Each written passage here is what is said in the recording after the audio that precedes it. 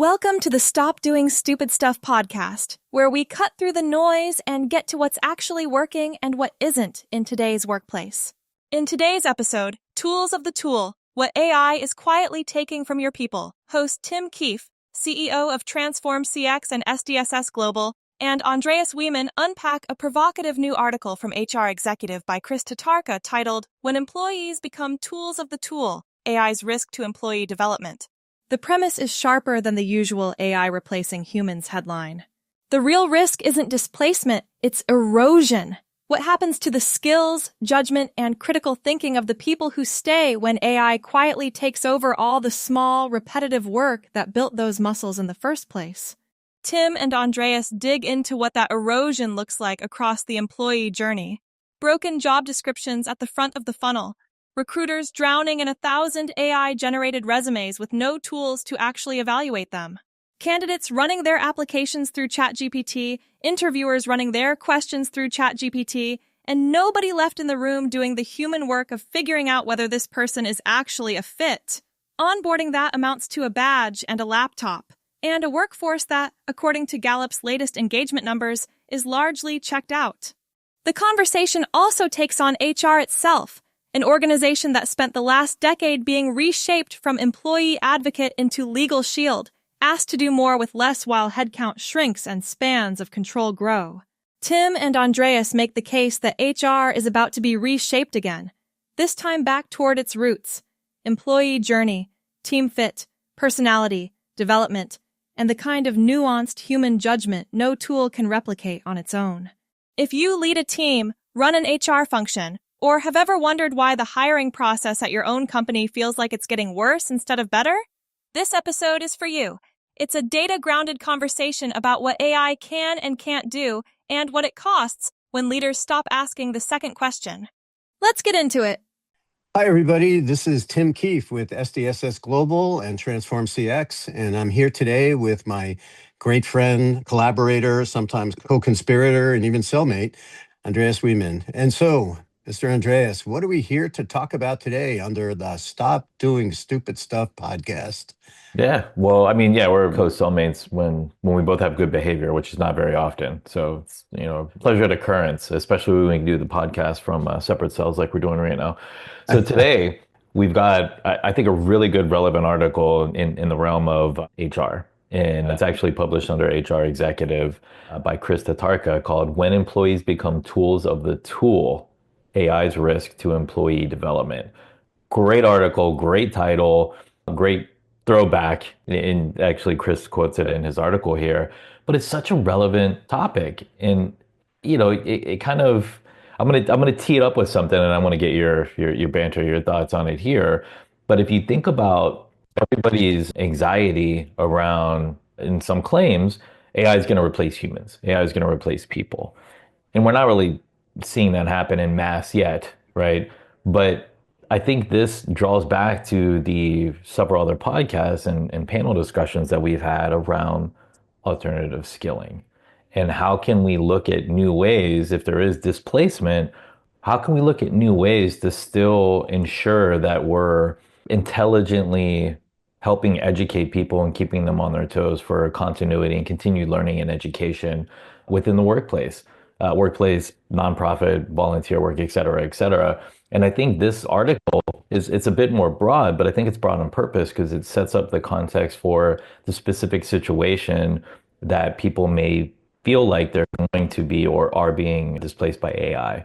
So anyways, that's kind of my initial thoughts on it. But Tim, you read the article as well. What do you think about the article? And then, my tee up there. Well, when I read the article, I was it's intriguing because he talks a little bit about, how HR uses, technology to, from an employee or applicant management perspective. And the idea that, oh yeah, I can have AI do all the evaluation of candidates for a job and then make a set of recommendations. And my job is to just kind of like make the final recommendation or make the selection as appropriate. And that the article kind of gets at, well, if you do that, are people going to lose the skills to really evaluate candidates effectively? Which is really interesting because I think that's been broken for quite a while. And we talked about this also not too long ago on a podcast where, it's the kind of thing our degrees and experience still is what's relevant versus skill or demonstrated skill. And again, what is the right place for AI in this conversation? Where does the human fit in this conversation? And what are the right outcomes? I mean, I think you and I talk about, at the end of the day, it's all about outcomes. So, and then what's the role of HR across all of these things? And I'm going to make some general statements here, but when we've talked to a lot of HR leaders, and you and I work with them extensively through our Balance-Wise like human and human experience operating system products, the HR organizations have, first off, they've gotten smaller. They're one of the first places people start to reduce headcount. And, as we bring in automation, we don't need so many people to do this, right? We've had applicant tracking systems for a long time. They try and map a job description to a applicant resume via keywords. All right. I think that's badly broken because, does the applicant know? I mean, they can review the job description, but most of the time they write a resume and they shoot it out to 300 job applications. They're not writing individualized applications based on a specific job requirement. Now that's changing because people now are doing that. They're taking a job description, feeding it to the AI and saying, write my resume to reflect this job description skill set. Okay, that's great. And so, okay, maybe we're getting a good or better match of a client based on, or a candidate based on an application to a job description. But how do we then get to the next level? That's kind of table stakes. And then now, how do we evaluate, is this the right person who's going to fit successfully into the organization, into the team that's going to create value going forward? And Well, I think that's an important piece, though, exactly what you just said right there. Because if you think of the chain of events and the cause and effect that occurs just with what you just unpacked, people are using AI. All right. So let's say applicants are using AI. So it's much quicker for them to take a base resume, take a job description URL, and say, hey, take my resume, take the job requirements in this URL in my AI tool, and tailor a resume for this job posting, and it'll produce a generative output that does that. So now it takes, I don't know, 10, 15 seconds to do that. So the quantity of those types of specialized resumes for those roles and everything being digitally enabled, right? The people, the talent acquisitions, the recruiters now are going from 10 resumes for a role, right? And with virtualization, it makes it even higher because if they're hiring virtual, you can work anywhere. Now they're getting 1,000 where they were getting 10 before. And they're still operating, by the way, at the same ratio. To your point, they're not hiring extra recruiters. They're like, you got 10, resumes now for this role, and now you're getting 1,000. Figure it out. You got AI, go figure it out. Like that's legit the answer that they get. So now with the quantity, how are they going to go through the 1,000 resumes? Do they have an AI tool that will go through and do it accurately? I don't think so, because what we often hear is they're making memes about it now, right? People never hear back from companies. It's like their resume gets right. sent to a black hole. So I don't think AI is being applied there because they're not getting any response. And for the ones that are using the antiquated tools, they're doing archaic keyword searches that probably aren't even updated. And they're, searching keyword searches from like, I don't know, 2015 or something. And so they're not making good matches. They're not getting automated responses back. It's kind of like an end-to-end broken system. And if you look at, again, the chain effect of cause and effect here and unpack that, it's terrible for the company because they're wasting time and resources trying to hire the right person. The applicants are not hearing anything back. So now they have a bad impression of that organization because they never heard Yep. back from them. That could lead to social media, whatever. Yeah. And then when are they actually, they still need to hire the person. What are they doing Right. to actually evaluate the merit and the personality and the fit, like you just said, which is the most critical piece of it all? I mean, you got to have the skills, you got to have the base skills and all of that. But do you have the team dynamic? Even if it's an individual contributor role, do you have the team dynamic to be cohesive in this collective environment? Well, and to your point, I mean, kind of going back through all of that, right? First off, if I've got AI doing the screening and stuff, what would be so hard to just say, please notify the candidate we received their application. Boom. Please notify the candidate they didn't qualify. Boom. Yep. Please notify the candidate that they qualified and what the next step is and when is that going to happen. It's not that freaking hard. And it's just, and to me, that's a line of code, right? Like nowadays. And But to your point, now we get the candidate and we go, okay, the next step is going to be you've passed the qualification based on your application and your resume, whatever. Okay, now we're going to test you somehow, right? And that's led to a bunch of new cheat tools that we I think we talked about Yep. one not too long ago, where basically they take the inquiry in real time and pump it out through ChatGPT and give you the logical answer. Doesn't mean you know it. It just means that you're getting prompted around this. Oh, okay, that's not maybe necessarily good. Do you really know it? Or are you just parroting something from somebody else? Or even worse, I mean, look at how hiring has been. Okay, now you get to the point where you're going to do an interview. Oh, with the hiring manager is going to give you 15, 20 minutes, maybe max, to try and evaluate your fit for the team. Oh my God. Oh, even worse. This is the one I love, is the panel interview, right? Like we've all been there. And you're like, I'm going to interview 5 people, for 30 minutes. They're each going to get 2 minutes. And oh, they're going to throw some trick question in there because that's what companies get known for, whatever it might be. And you're like, how is that really evaluating whether or not this person is going to and fit within our organization, with our team, whatever? And the answer is you don't. So you go through all of that agony, you bring the person on board and hope. Right. Oh, and then, oh, by the way, did we do a good onboarding with this person?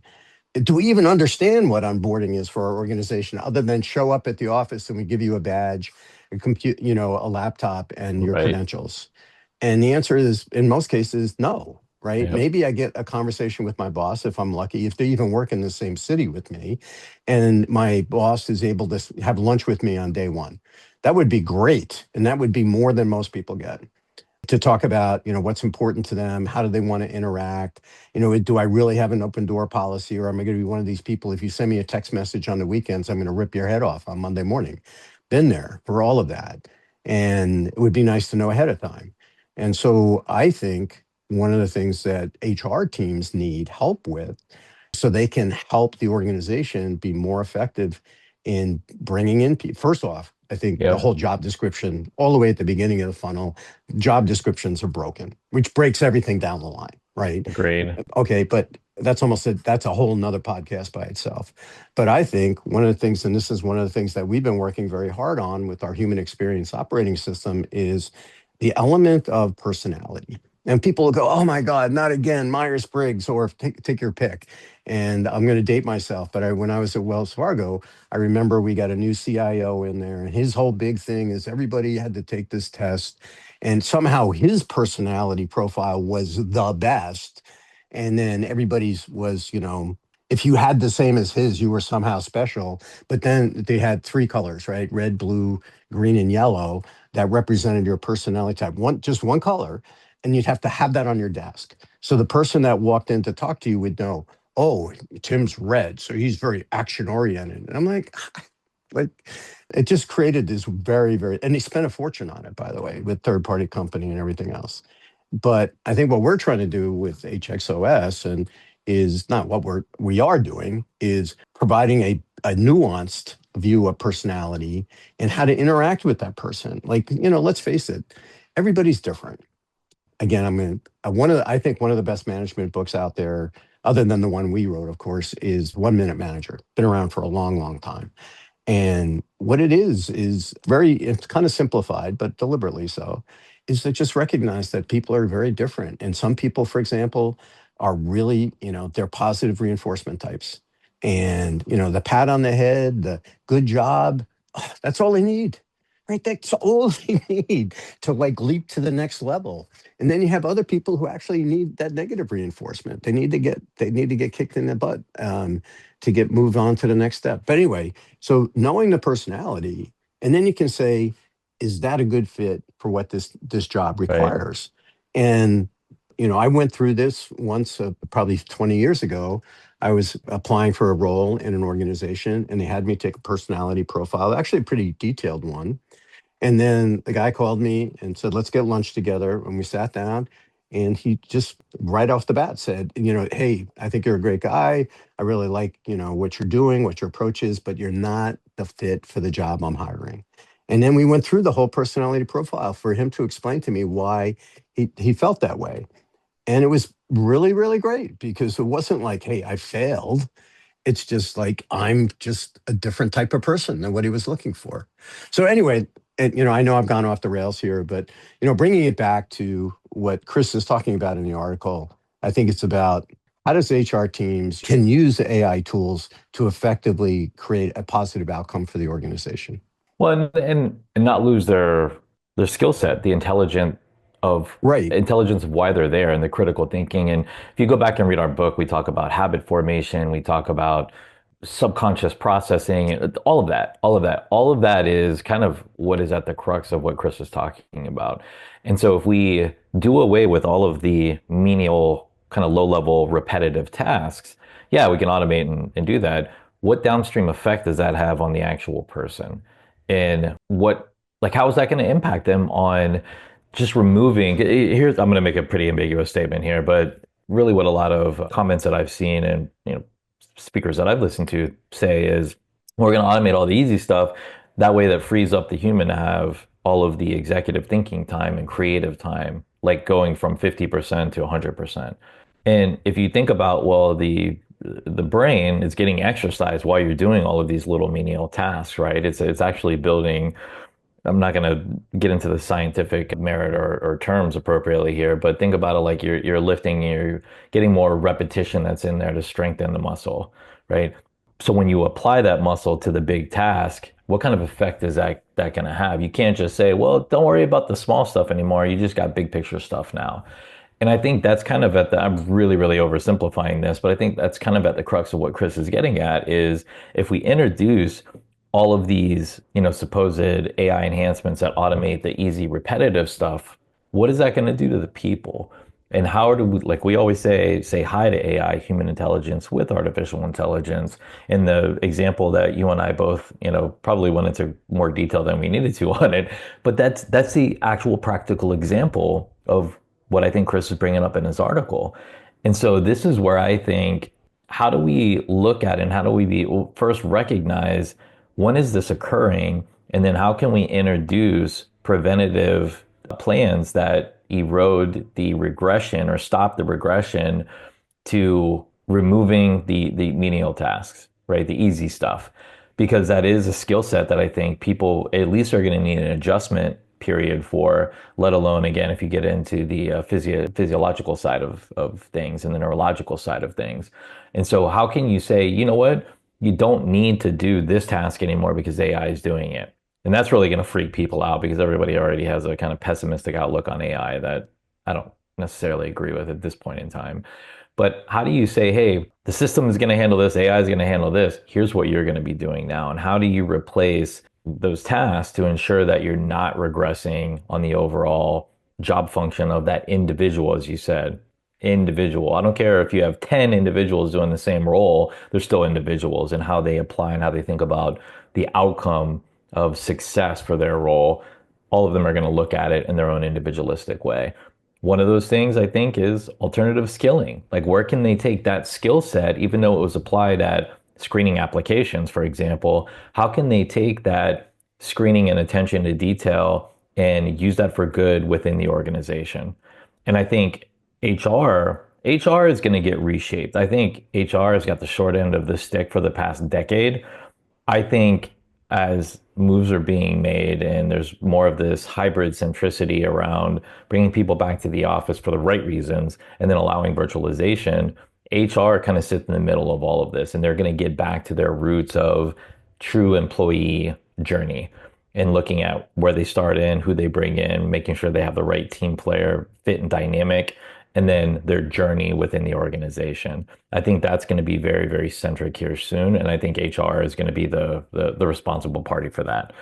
They just don't have the tools or the resources, quantity of resources right now to do that. But I kind of see the pattern of that shaping up there, at least for all of the future outlook to be successful for all of the departments and organizations. And so Chris hits at, if we remove all that easy stuff with the AI, how is that going to play out? How are people going to feel about that? What are these people going to do? And I think it's a valid question that everybody should be asking themselves in every facet of the business. If this was automated right now and that wasn't here for a human to do, what are they going to do to occupy their time? Just start with that question and pull the thread and see kind of where it goes. All right, I went on like a soliloquy there. What do you think? If you're talking, Tim, you got to come off of mute if you want the listeners to hear you on the podcast. No, they're probably better. They're probably better off not listening to me. But now I know how you feel. You're assuming I was listening at all while you were rambling there. No, I agree, and I think it's the other thing too is really important is that when I think about HR and when I talk to HR professionals, you know, probably over the last decade, last 10 years or so, they've really been moved away from what they got into HR for, which was, you know, helping develop employees, helping develop employees within an organization to deliver better outcomes. But what they've been kind of asked to do or required to do is be more focused on, hey, keep us from getting sued. Make sure that on the front end, we have job descriptions, that we have a job hiring process that's defendable, and that, we're doing the things there that are compliant with the laws that keep us out of trouble on the front end. Once the person gets hired, you don't worry about them anymore. That's management's responsibility. The only time you get involved is on the back end where, this person's a problem. Disciplinary issues, performance improvement programs, termination, all of around risk mitigation from the viewpoint of litigation. Keep us from getting sued. And to your point though, Tim, that's where employees are like, why is HR in this Zoom with me? Why is HR here? Yes. It's a negative connotation, and that is it's HR started on the complete opposite end of that spectrum. It's ridiculous. And they got to do everything that you just said. And they got to do it with a reduced budget too, by the way. I had to throw that in there, sorry. Well, reduced budget, we've talked to HR organizations for 50,000 employee organizations where there's 20 people. And, how are they going to do that? And yet at the same time, managers have a broader spans of controls, fewer tools, and they sit there and they go, okay, well, what is management going to be able to deal with Tim's individual performance problems, or how do I get Tim motivated? And let's roll in the Gallup poll while we're talking about it. Gallup just issued their annual State of Employee Engagement, the global study, and what was it this time? Gone down to what? 20%. It means it's so terrible. It's 80% of your labor costs are going to employees that are doing the bare minimum to keep from getting fired. And that's terrible, right? Like, and you're just like, oh my God, and everybody's in this kind of like, we're bailing the water out of the boat just to keep from sinking. And you're like, no, that's the wrong answer, guys. And so I sit here and to pump our products, because I think this is why we built these products, is to enable not only HR, but management with the tools to help understand what employees need to become engaged. And to your point, HR should not be a negative connotation. I should want to know who my HR business partner is. I should have the opportunity to talk to them whenever I want. In fact, they should be seen as advocates, employee advocates. Absolutely. And if anything else, they're like, hey, if I can't talk to my boss for whatever reason, right? Maybe my boss is not easy to talk to and I need someone to help me. Well, nobody wants to talk anymore. That's another problem. And so, okay, and then you need tools like our Balanced Rise IQ tool, which is that emotional check-in every week. And that gives people a pipeline to share how they're feeling. And then the next question is, who's going to do anything about it? Is the manager with 35 or 40 people reporting to them have time to do anything about it? Does the HR person who's supporting 400, 500, 600 people have time to do anything about it? I don't know, right? But maybe this is other areas where AI tools could be helpful with a human in the loop to leverage and create better outcomes, i.e. better business outcomes. And, the list goes on.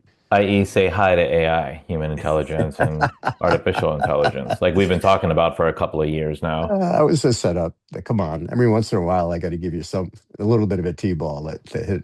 That was like a softball the size of volleyball. I appreciate it. Good looking out, Tim. Good looking out, cellmate. Every once in a while. Just don't want to get shanked in the middle of the night. All right. Well, I think we've kind of beaten this one to death, but we really want to thank Chris for a very provocative article, I think, anyway, and one to really drive a broader conversation across the HR community who's under tremendous stress right now. Mm-hmm. And we look forward to bringing on some of our HR friends as guests here, and we'll probably be doing a couple of panel conversations over the next couple of months. If you're interested in this topic, please let us know. Please subscribe. We'd love to hear from you. It's our pleasure to continue to talk about stop doing stupid stuff. Yep. Love it. There's still a plethora of stupid stuff going on, so we're not going to run out of material anytime soon. So if there's anything specific you're seeing that's kind of stupid, let us know and we'll, have the opportunity to banter about it here on the podcast. Excellent. Thanks again. Thanks, everybody. Thanks, everybody. Take care.